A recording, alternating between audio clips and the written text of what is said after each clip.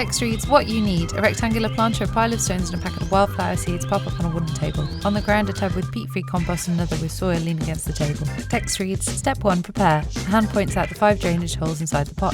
Text reads, make sure your pot has plenty of holes. Add a layer of stones to help increase drainage. The stones are thrown into the pot. Text appears, mix together equal amounts of soil and compost. A person mixes the soil and compost in a clear plastic tub. The mix is shaken over the stones. Text appears, then fill the pot to about 2.5 centimeters from the top. The person levels the mix.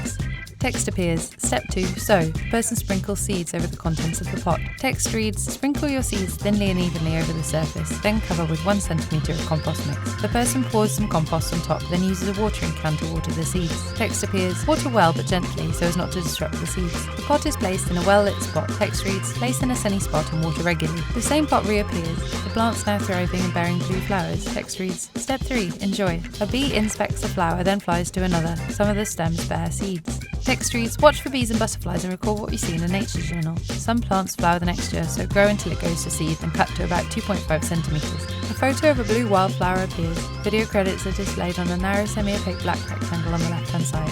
Film Lizzie Tilley, Science Stephanie Holt, Sylvia Myers, Music Audio Network. On the right-hand side, the words Natural History Museum are displayed in a column flanked by a large letter N on the left. Text at the bottom reads, copyright owned by the trustees of the Natural History Museum, London.